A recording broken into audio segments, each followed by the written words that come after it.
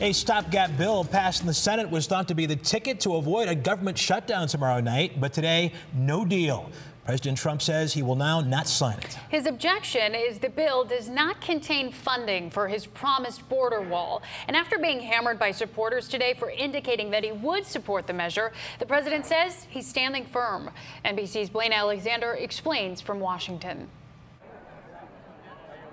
Christmas time chaos on Capitol Hill, with lawmakers scrambling to avoid a partial government shutdown, Republican leaders rushing to the White House, a last-minute huddle with President Trump, who sent them back to the drawing board. The president said he will not sign this bill, so we're going to go back and work on adding border security to this, also keeping the government open because we do want to see an agreement. Sinking a bill passed last night by the Senate. The motion is agreed to. Members there already making clear they will not pass anything with border wall funding. Republicans are in a state of disarray.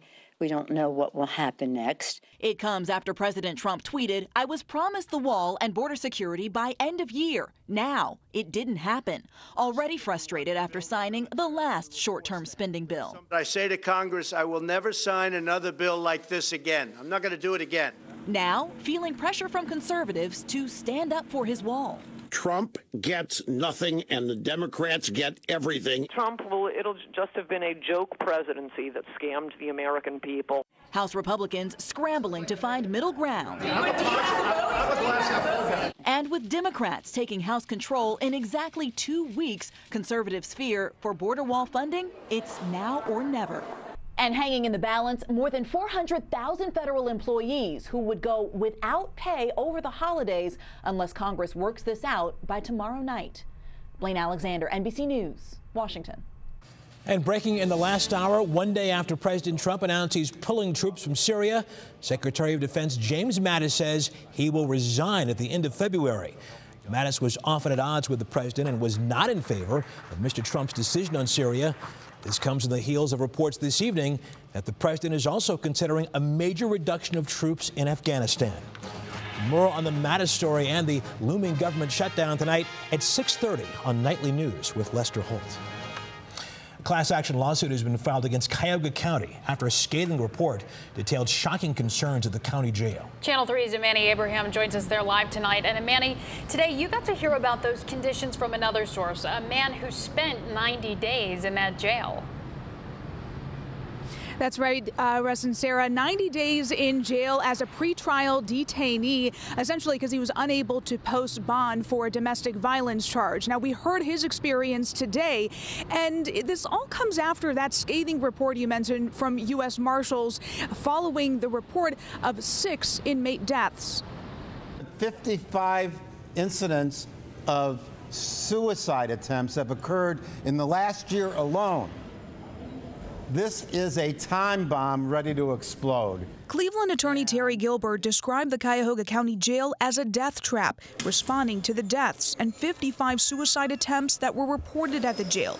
A U.S. Marshals report noting overcrowding at the jail, with pregnant inmates sleeping on mattresses on the floor, some inmates confined to a single cell for 27 straight hours, and food stored near areas reeking of vermin. They have done nothing to address any of the root problems which are causing this human rights violation. Leo Kesman spent 90 days at the jail after he was unable to post bond for a domestic violence charge.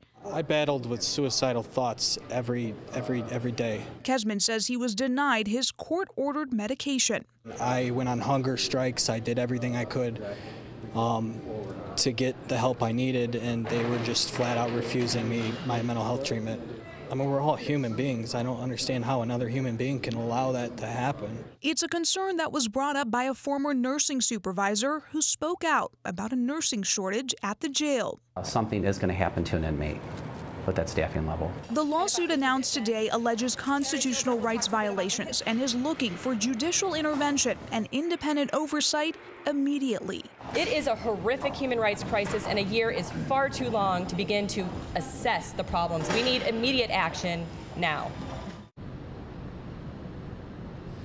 The lawsuit has been filed against the county, naming officials like County Executive Armin Budish as well as Sheriff Clifford Pickney. Now, just days before that U.S. Marshal report was released, the jail director at the time, Ken Mills, had abruptly resigned.